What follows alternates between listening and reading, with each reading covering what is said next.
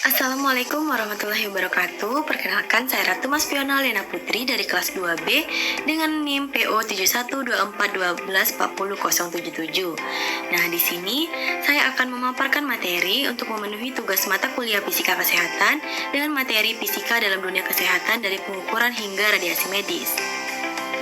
Sebelum kita memasuki materi, kita harus mengetahui terlebih dahulu apa itu fisika kesehatan. Nah, fisika kesehatan ini merupakan cabang ilmu yang menerapkan prinsip-prinsip fisika, metode klinis, dan kontrol kualitas dalam pelayanan medis, terutama pada pencitraan diagnostik dan terapi radiasi, dengan tujuan mengoptimalkan hasil klinis dan menjamin keselamatan bagi pasien serta tenaga kesehatan.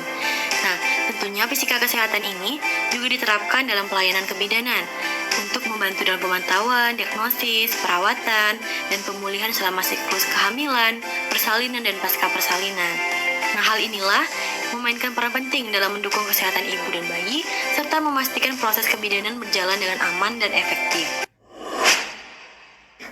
Nah, pada materi ini, adapun tujuan kerangka materinya, yang pertama kita ingin memahami konsep besaran dan satuan, tentunya. Dan yang kedua, di sini kita akan menjelaskan sistem satuan internasional SI. Yang ketiga, mengidentifikasi jenis alat ukur, dan yang keempat, mengaitkan pengukuran dengan aplikasi di dunia kesehatan. Sebelum kita lanjut, kita perlu mengetahui apa itu besaran, satuan, dan pengukuran. Nah, besaran ini maksudnya adalah segala sesuatu yang dapat diukur dan dinyatakan dengan angka. Sedangkan satuan adalah pembanding dalam pengukuran suatu besaran. Nah, sedangkan pengukuran adalah suatu proses membandingkan besaran dengan satuan tertentu. Nah, di dalam besaran dan satuan ini juga memiliki beberapa jenis. Yang pertama, berdasarkan satuannya, besaran dibedakan menjadi dua, yaitu besaran pokok dan besaran turunan. Besaran pokok adalah besaran yang satuannya sudah ada atau sudah didefinisikan terlebih dahulu. Nah, di dalam besaran pokok ini terdapat 7 besaran, diantaranya ada massa, panjang, waktu, kuat arus listrik, suhu, dan intensitas cahaya. Sedangkan besaran turunan adalah besaran yang didefinisinya diturunkan dari satu atau beberapa besaran pokok, yaitu diantaranya ada luas, volume, massa, jenis, kecepatan, percepatan, gaya usaha, energi, tekanan, daya, impuls, dan momentum. Selanjutnya dapat kita lihat bersama, di sini ada tabel besaran pokok dan besaran turunan. Yang pertama ini ada tabel besaran pokok. Dapat kita lihat bersama di sini. Besaran pokoknya panjang dengan satuan meter, dengan dimensi L, kemudian ada massa dengan satuan kilogram, waktu dengan satuan second, kuat arus listrik dengan satuan ampere, dan suhu dengan satuan Kelvin, intensitas cahaya dengan satuan kandela, jumlah zat dengan satuan mol. Kemudian di tabel nomor 2 ada tabel besaran turunan.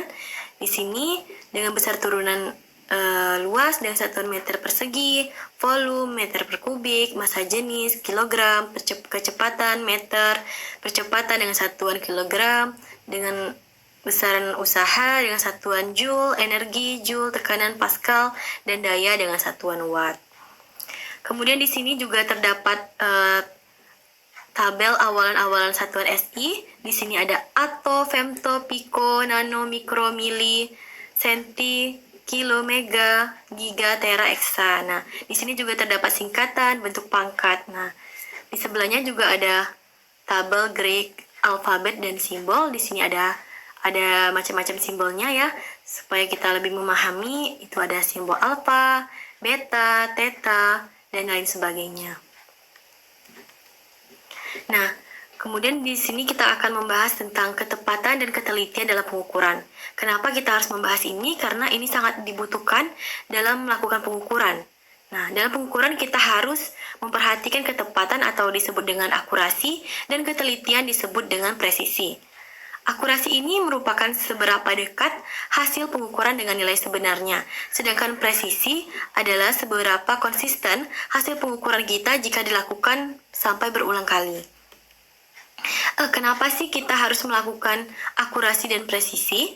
Yaitu yang pertama untuk menentukan kualitas hasil pengukuran dalam penelitian dan pelayanan kesehatan tentunya. Yang kedua ini dapat membantu mendeteksi kesalahan sistematis. Yang ketiga dapat menjamin hasil pengukuran dapat dipercaya. Dan yang keempat diperlukan untuk kalibrasi alat ukur dan meningkatkan validitas dan kredibilitas data. Nah, ini merupakan contoh-contoh alat ukur dalam bidang kesehatan ya. Yang pertama ada tensimeter, termometer, pita lila, alat ukur tinggi badan, timbangan, glukometer. Nah, di sini ada tensimeter ini digunakan untuk mengukur tekanan darah, termometer mengukur suhu, pita lila ini untuk mengukur lengan, stadiometer atau statometer ini digunakan untuk mengukur tinggi badan pasien. Timbangan ini ya untuk mengukur berat badan. Glukometer ini digunakan untuk mengecek HB ataupun kadar gula pasien. Selanjutnya kita memasuki materi kedua, yaitu tentang gelombang, spektrum gelombang elektromagnetik.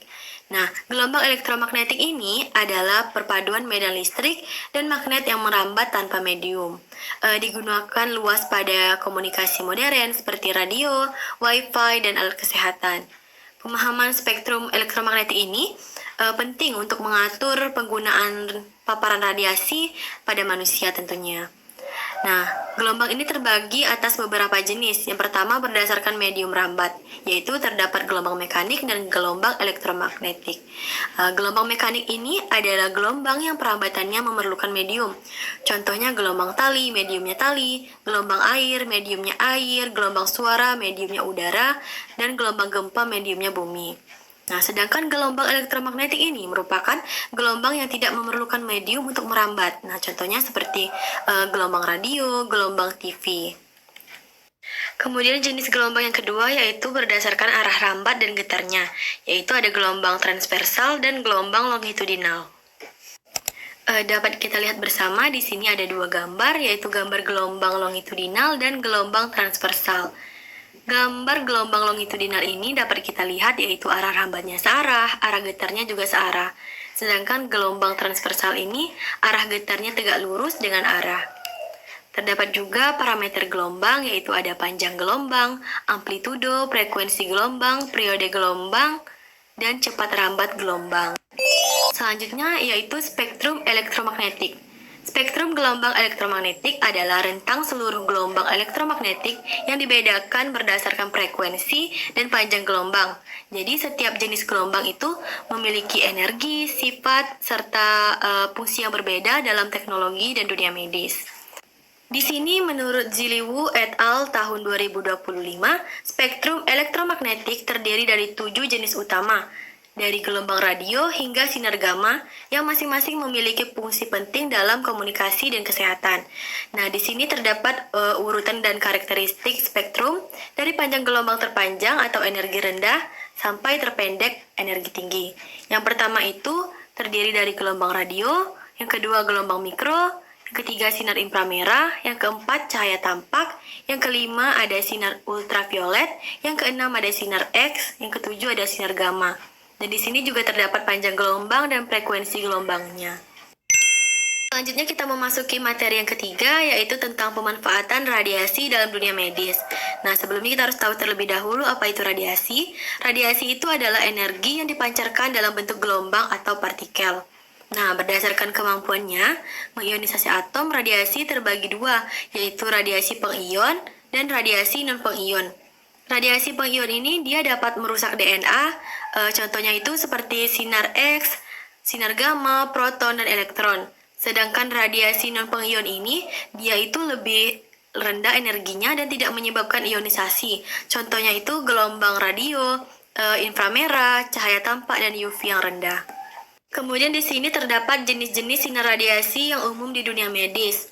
Yang pertama terdapat sinar X atau X-ray, bersumber pada tabung sinar X atau interaksi elektron dengan logam target. Pengaplikasiannya ini pada radiografi untuk foto tulang, dada, dan gigi. Kemudian CT scan untuk citra 3D organ dalam. Sinar X ini juga memiliki kelebihan dan kelemahan tentunya. Kelebihannya itu dia cepat, non-invasif, resolusi anatominya tinggi. Dan kelemahannya, paparan radiasinya tinggi jika sering digunakan dan tidak menunjukkan fungsi organ atau hanya struktur. Kemudian yang kedua ada sinar gamma, bersumber pada peluruhan radioisotop seperti kobalt 60 atau iridium 192. Pengaplikasian sinar gamma ini yang pertama pada radioterapi eksternal untuk kanker. Kemudian ada brachyterapi atau penanaman sumber radioaktif dekat tumor. Dia juga memiliki kelebihan dan kelemahan tentunya. Kelebihannya ini dia bisa menembus jaringan dalam dan efektif membunuh sel kanker. Dan kelemahannya dapat merusak jaringan sehat di sekitar tumor jika tidak tepat sasaran. Yang ketiga ini ada radiasi proton atau proton terapi bersumber pada akselerator partikel atau proton beam. Pengaplikasiannya ini pada terapi kanker otak, anak atau tumor dekat organ vital. Kelebihan radiasi proton ini, dia dosisnya berhenti tepat di tumor atau efek break peak, meminimalkan kerusakan jaringan sehat. Dan kelemahannya, dia biayanya tinggi dan fasilitasnya terbatas. Kemudian yang keempat ada radiasi elektron atau beta, bersumber pada mesin Linac atau linear accelerator. Pengaplikasiannya ini, dia untuk mengobati kanker kulit dan jaringan dangkal. Kelebihannya efektif untuk tumor permukaan dan dosisnya tidak terlalu dalam. Dan kelemahannya ini tidak cocok untuk tumor dalam atau penetrasinya terbatas. Kemudian yang kelima ada radionukleida atau PET and SPECT bersumber pada isotop radioaktif misalnya fluorin 18 dan technetium 99 metastabil. Pengaplikasiannya ini yaitu pertama pada PET scan untuk deteksi kanker, Alzheimer, dan gangguan metabolik. Kemudian ada SPECT untuk fungsi jantung, otak, dan ginjal. Adapun kelebihan radionukleida ini dia menunjukkan fungsi biologis bukan hanya struktur. Kelemahannya ini dia cukup mahal, waktu paruh isotopnya pendek, dan paparan radiasinya cukup tinggi. Kemudian ada laser dan radiasi non-pengion bersumber pada gelombang cahaya atau non-ionizing. Pengaplikasiannya pada operasi mata lasik, terapi kulit, fisioterapi, dan bedah presisi. Dia memiliki kelebihan juga yaitu tidak menyebabkan ionisasi, luka minimal, dan cepat sembuh. Kelemahannya laser ini, dia efek termalnya jika tidak dikontrol penetrasinya terbatas. Nah, di sini terdapat gambar sinar X, sinar gamma, radionukleida, radiasi proton, dan radiasi elektron. Kemudian di sini juga terdapat gambar alat medis yang menggunakan sinar radiasi. Yang pertama ini ada CT scan, ada densitometri, fluoroskopi, mamografi, X-ray, dan ada kamera gamma, radioterapi, dan PET scan menggunakan sinar radiasi. Di sini saya akan menjelaskan salah satunya yaitu PET scan atau positron emission tomography. PET scan ini adalah peralatan dengan teknik pencitraan yang menghasilkan citra atau gambar transaksial fisiologi organ hasil dari deteksi secara simultan foton berasal dari anihilasi positron. Kemudian, pemanfaatan radiasi PET scan ini dalam dunia medis terdapat dalam berbagai bidang. Yang pertama ada bidang onkologi, yaitu untuk deteksi dini kanker, penentuan stadium, dan pemantauan terapi. Kemudian pada bidang neurologi, ini untuk evaluasi epilepsi dan pembedaan tumor otak ganas dan jinak. Kemudian pada bidang kardiologi, PET jantung untuk menilai iskemia dan viabilitas jaringan. Terakhir, pada bidang infeksi dan inflamasi, yaitu digunakan untuk deteksi fokus infeksi atau peradangan koronis seperti endokarditis, vaskulitis, dan infeksi prostesis. Kemudian ada pun proteksi radiasi untuk tenaga medis. Yang pertama yaitu paparan radiasi pada tenaga medis, terutama terjadi saat persiapan, injeksi radiofarmaka, dan interaksi dengan pasien setelah penyuntikan. Yang kedua ada waktu, yaitu meminimalkan lama kontak dengan pasien pasca injeksi. Yang ketiga jarak, kita harus menjaga jarak aman setiap kali memungkinkan terjadinya radiasi. Kemudian ada perisai, menggunakan siringe, vial seal, serta dinding berlapis timbal di ruang persiapan. Dari tiga materi yang telah dipaparkan, dapat disimpulkan bahwa fisika kesehatan adalah terkait dalam pelayanan medis, terutama pada pencitraan, diagnostik, dan terapi radiasi, dengan tujuan mengoptimalkan hasil klinis dan menjamin keselamatan bagi pasien serta tenaga kesehatan. Dan dalam pengukuran kita harus memperhatikan yang namanya ketepatan, akurasi, dan ketelitian presisi. Kemudian dalam gelombang elektromagnetik adalah perpaduan medan listrik dan magnet yang merambat tanpa medium. Spektrum gelombang elektromagnetik adalah rentang seluruh gelombang elektromagnetik yang dibedakan berdasarkan frekuensi dan panjang gelombang. Dan radiasi adalah energi yang dipancarkan dalam bentuk gelombang atau partikel. Paparan radiasi pada tenaga medis terutama terjadi saat persiapan, injeksi radiofarmaka, dan interaksi dengan pasien setelah penyuntikan. Mungkin itu saja yang dapat saya sampaikan dalam pemaparan materi ini. Jika ada kesalahan dan kekurangan, saya mohon maaf. Terima kasih. Wassalamualaikum warahmatullahi wabarakatuh.